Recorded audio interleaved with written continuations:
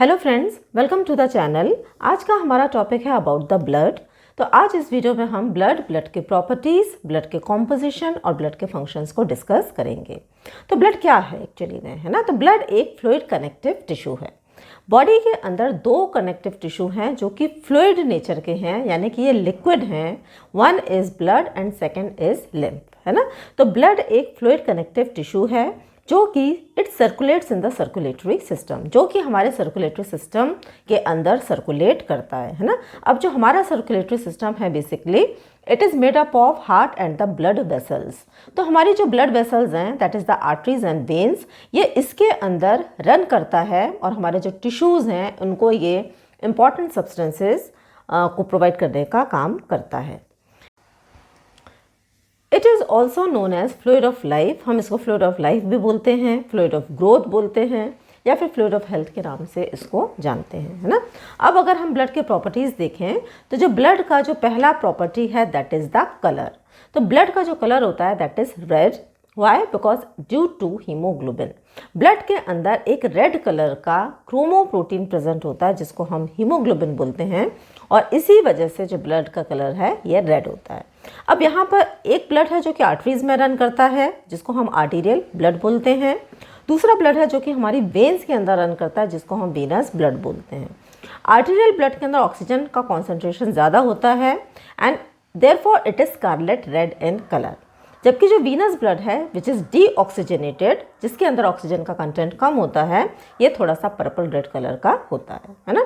अब अगर हम वॉल्यूम देखेंगे ब्लड का तो volume is 5 litres in normal adult. Normal adult के अंदर 5 litres blood is present. pH is 7.4। इसका मतलब ये है कि अगर इसका हम रिएक्शन देखेंगे तो it is more towards slightly alkaline in nature, है ना। थोड़ी सी एल्कलाइनिटी इसकी स्लाइटली ज़्यादा होती है।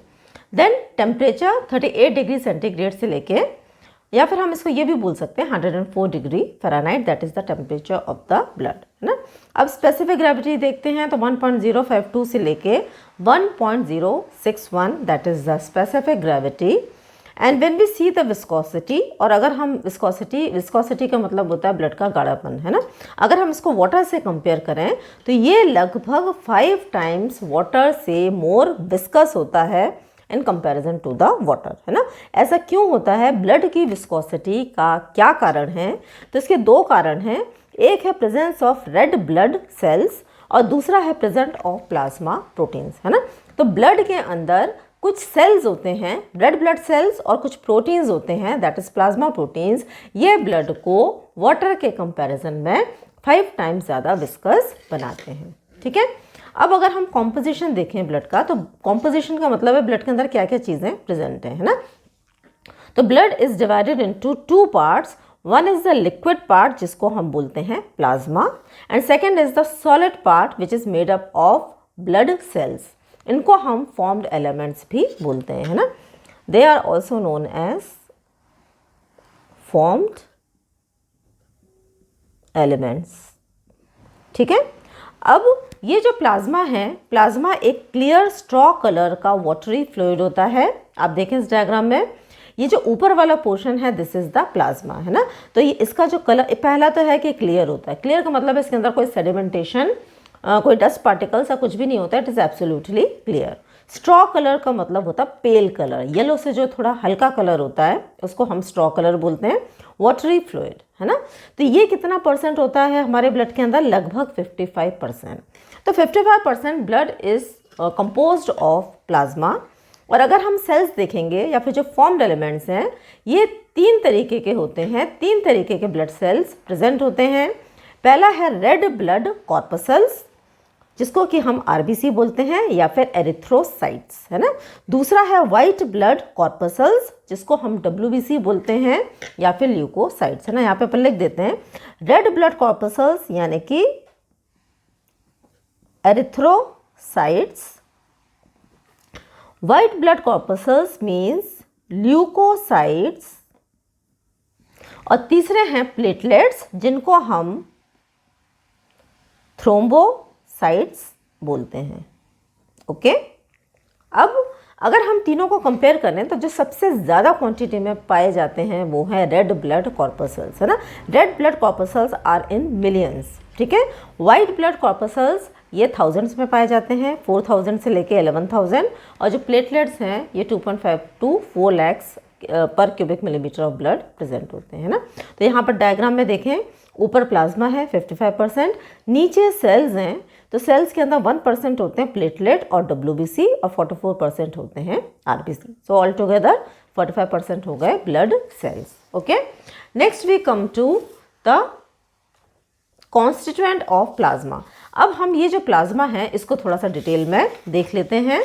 तो ये जो प्लाज्मा है हमारा, इसके अंदर क्या क्या चीज़ें प्रेजेंट होती हैं, है ना। तो सबसे पहला, जैसा कि हमें मालूम ही है कि एक लिक्विड पार्ट है, तो इसके अंदर क्या प्रेजेंट होगा, वाटर, है ना। लगभग 90 से 92% of plasma is made up of water. Okay, अब इसके बाद में जो सेकेंड इंपॉर्टेंट कॉन्स्टिट्यूएंट है प्लाज्मा का, that is plasma proteins. Plasma proteins, जैसा कि हम समझ सकते हैं, these are the proteins which are present in the plasma. So all together ये 7% होते हैं, and they synthesise by the reticulo endothelial cells of the liver, है ना। लिवर के अंदर RES सेल्स होते हैं जो कि प्लाज्मा प्रोटीन्स को सिंथेसाइज करने का काम करते हैं। अब ये जो प्लाज्मा प्रोटीन्स हैं ये 3 तरीके के होते हैं, albumin, globulin and fibrinogen. Albumin का जो परसेंटेज है ये 4 से लेके 7 ग्राम% तक प्रेजेंट होता है, ठीक है। ग्लोबुलिन होते हैं 2.3 ग्राम%, और जो फाइब्रिनोजन दे आर अबाउट 0.3 ग्राम%। That means albumin it is the most abundant plasma protein in the plasma, है ना। सबसे ज़्यादा प्लाज्मा प्रोटीन कौन सा प्रेजेंट होता है, एल्ब्यूमिन, ठीक है। अब ये जो प्लाज्मा प्रोटीन्स हैं इनके अलग अलग फंक्शन हैं, लेकिन एक ऑल टुगेदर जो कॉमन फंक्शन कह सकते हैं आप, they are responsible to maintain the viscosity of the blood, है ना। तो ब्लड का जो गाढ़ापन होता है ये 2 वजह से होता है, एक तो RBC और जो दूसरा है that is the plasma proteins. अब अगर हम इनके अलग इंडिविजुअल फंक्शंस को देखें तो जो एल्ब्यूमिन है इसका एक बहुत इंपॉर्टेंट फंक्शन है, and that is to maintain the osmotic pressure of the blood, है ना। ये ब्लड का ऑस्मोटिक प्रेशर को बनाने में हेल्प करता है, ठीक है। और ऑस्मोटिक प्रेशर से मतलब हमारा क्या है कि ब्लड जब ब्लड वेसल्स के अंदर फ्लो करता है तो ये जो प्लाज्मा है उसको ब्लड वेसल के बाहर आने से रोकने का काम करता है। That is the function of the albumin. अगर ब्लड वेसल्स के अंदर फ्लो नहीं करेगा और उसका प्लाज्मा अगर ब्लड वेसल से बाहर आ जाएगा तो इट रिजल्ट्स इन एडिमा, है ना। एडिमा की कंडीशन पैदा होगी, ठीक है। तो ये क्या करता है, कोलॉइडल ऑस्मोटिक प्रेशर को मेंटेन करता है। दूसरा है ग्लोबुलिन। तो ग्लोबुलिन का जो रोल है that is the defence mechanism, है ना। हमारे बॉडी को ये डिफेंस मैकेनिज्म प्रोवाइड करने का काम करता है। They help in formation of immunoglobulins. Okay, then third is fibrinogen, जिसका काम होता है it is responsible for the coagulation of blood. Blood को क्लॉट होने में फाइब्रिनोजन का बहुत इंपॉर्टेंट रोल है, ठीक है। अब जो तीसरी चीज़ के अंदर पाई जाती है प्लाज्मा के अंदर that is the inorganic salts, है ना। तो इनऑर्गेनिक सॉल्ट्स को हम इलेक्ट्रोलाइट्स भी बोल सकते हैं। तो ये जो इलेक्ट्रोलाइट्स हैं basically sodium, potassium, calcium, phosphate, magnesium, chloride and bicarbonates. तो अलग अलग इलेक्ट्रोलाइट्स हैं और इनके अलग अलग फंक्शन हैं। जैसे कि सोडियम हो गया, है ना, तो ये बेसिकली इम्पल्सेस को कैरी करने में काम करता है, सोडियम एंड पोटेशियम। कैल्शियम हो गया, ये मसल्स की कॉन्ट्रैक्टिलिटी में काम करता है। कार्बोनेट्स हैं तो ये बेसिकली हमारा जो एसिडोसिस और एल्कलाइनिटी है उसको मेंटेन करने का काम करते हैं, ठीक है। So they have different functions. Fourth is the nutrients. तो न्यूट्रिएंट्स भी प्लाज्मा के अंदर प्रेजेंट होते हैं। कैसे, हम जो भी खाना खाते हैं जिसके अंदर कार्बोहाइड्रेट्स, फैट्स और प्रोटीन्स होता है, ये अपने सिंपलर कॉन्स्टिट्यूएंट्स में टूटता है। जैसे कि कार्बोहाइड्रेट टूटकर ग्लूकोज बनाते हैं, फैट्स जब ब्रेक डाउन होता है तो fatty acids, glycerol and triglycerides बनाते हैं, और जो प्रोटीन्स हैं इनका जो सिंपल कंपोनेंट है that is the amino acid, है ना। तो अब ये जो भी हम खाना खाते हैं ये इंटेस्टाइन्स उसको डाइजेस्ट करती हैं। डाइजेस्ट होता है वो हमारे बॉडी के अंदर, डाइजेस्ट होने के बाद में उसका एसिमिलेशन होता है and finally it is absorbed, है ना। तो ये जितना भी भोजन अल्टीमेटली कहाँ जाता है, ये ब्लड के अंदर जाता है, और ब्लड के माध्यम से ये जो हमारे सेल्स हैं वहाँ तक ये पहुँचता है। इसी तरीके से हमारे सेल्स के अंदर जो भी वेस्ट प्रोडक्ट पैदा होते हैं, है ना, जो भी वेस्ट प्रोडक्ट मेटाबॉलिज्म की वजह से सेल्स के अंदर बनते हैं, उनको भी ब्लड कैरी करने का काम करता है। तो ये भी प्लाज्मा के अंदर क्या हो जाते हैं, प्लाज्मा के अंदर रिलीज होते हैं। और फाइनली इनका जो टारगेट ऑर्गन है यानी कि मेनली जो किडनीज हैं, किडनीज के द्वारा ये हमारे बॉडी से बाहर एलिमिनेट होते हैं। तो कौन कौन से वेस्ट प्रोडक्ट हो गए, यूरिया हो गया, uric acid, creatine, creatinine and ammonia, है ना, these are the major waste products. तो कहने का मतलब ये है कि जो प्लाज्मा है ये न्यूट्रिएंट्स को भी कैरी करता है, वेस्ट प्रोडक्ट को भी कैरी करता है। इसके अलावा जो हार्मोन्स हैं, है ना, स्पेशली एंडोक्राइन हार्मोन्स हैं जो कि डायरेक्टली ब्लड के अंदर रिलीज होते हैं और यहाँ से अपने टारगेट टिश्यू और ऑर्गन्स तक पहुँचते हैं। इसके अलावा ये एंजाइम्स को भी कैरी करता है और गैसेस को भी कैरी करता है, specially oxygen, carbon dioxide and nitrogen. We come to the functions of the blood. तो सबसे इंपॉर्टेंट फंक्शन ब्लड का है that is the transportation. Blood transport करने का काम करता है ना। अब क्या ट्रांसपोर्ट करता है, तीन बहुत इंपॉर्टेंट चीज़ें हैं जो कि ब्लड ट्रांसपोर्ट करता है। सबसे पहला है रेस्पिरेटरी गैसेस। तो ये रेस्पिरेटरी गैसेस को ट्रांसपोर्ट करता है। रेस्पिरेटरी गैसेस दो होती हैं, ऑक्सीजन एंड कार्बन डाइऑक्साइड।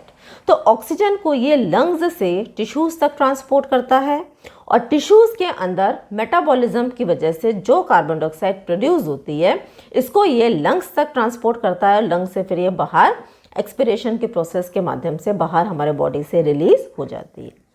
दूसरा ये क्या ट्रांसपोर्ट करता है, न्यूट्रिएंट्स, है ना। तो न्यूट्रिएंट्स के अंदर glucose, amino acids, fatty acids, vitamins to the tissues, है ना। जो भी हम खाना खाते हैं ultimately that food is converted into its minor constituents जो कि हमारे टिश्यूज तक पहुंचते हैं।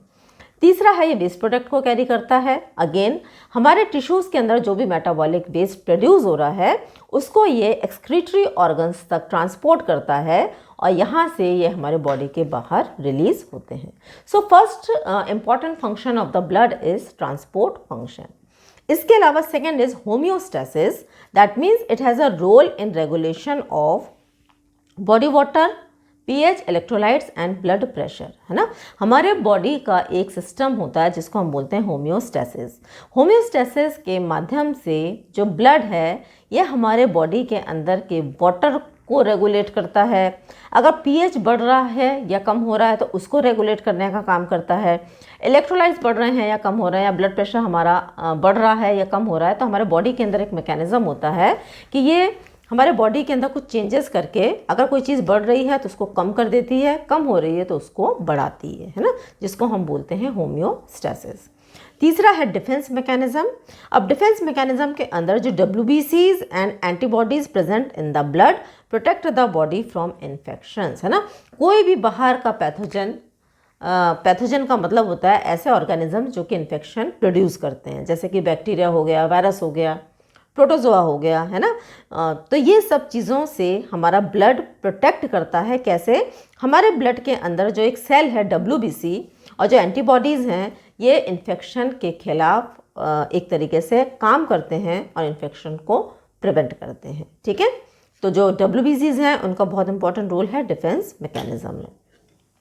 इसके अलावा जो फोर्थ फंक्शन है that is the body temperature regulation, है ना। अब हमारे बॉडी का जो टेम्परेचर है ये एक नॉर्मल लेवल पे सेट होता है विच इज़ 37 डिग्री सेंटीग्रेड और 98.6 डिग्री फ़ारेनहाइट, है ना। 98.6 डिग्री फ़ारेनहाइट और 37 डिग्री सेंटीग्रेड, है ना। अब ये टेम्परेचर इसलिए इम्पॉर्टेंट है क्योंकि इसी टेम्परेचर पर हमारी बॉडी सर्वाइव कर पाती है। थोड़ा बहुत टेम्परेचर बढ़ेगा और कम होगा तो बॉडी होम्योस्टैसिस के माध्यम से टेम्परेचर को रेगुलेट करती है, ठीक है। तो blood maintain body temperature with in a very narrow range. तो बहुत नैरो रेंज के अंदर हमारा बॉडी टेम्परेचर मेंटेन होता है। अगर ये नैरो रेंज से बाहर चला जाएगा दैट मीन्स अगर टेम्परेचर बहुत ज़्यादा हो जाएगा या बहुत कम हो जाएगा तो ऐसी कंडीशन में हमारा बॉडी सर्वाइव नहीं कर सकती, ठीक है। तो ये कैसे करती है, इस नॉर्मल रेंज में कैसे बना रहता है हमारा टेम्परेचर, क्योंकि हमारे ब्लड की तीन क्वालिटीज़ हैं। First is high specific heat, दूसरी है high thermal conductivity, blood conduct भी करता है ना, जो हीट को कंडक्ट करने का भी काम करता है, और तीसरी है high latent heat of evaporation. तो इन तीन प्रॉपर्टीज़ के माध्यम से ब्लड बॉडी टेम्परेचर को रेगुलेट करता है। And lastly it prevents blood loss during haemorrhage by property of coagulation, है ना। तो अगर किसी वजह से चोट लगती है हेमरेज होता है, अचानक सडन ब्लड लॉस होता है, तो ब्लड की प्रॉपर्टी है कि वो ब्लड को एक तरीके से क्लॉट करता है और एक तरीके से ब्लड लॉस से प्रिवेंट करने का काम करता है ना। So this was all about the topic. तो अगर यहाँ तक आपने वीडियो देखा है तो एक क्वेश्चन है which can be answered in the comment box. Question is what is the composition of plasma in the blood. तो अगर आपको वीडियो समझ में आया है तो वीडियो को लाइक करें, चैनल को सब्सक्राइब करें और वीडियो को शेयर करें। Thanks for watching.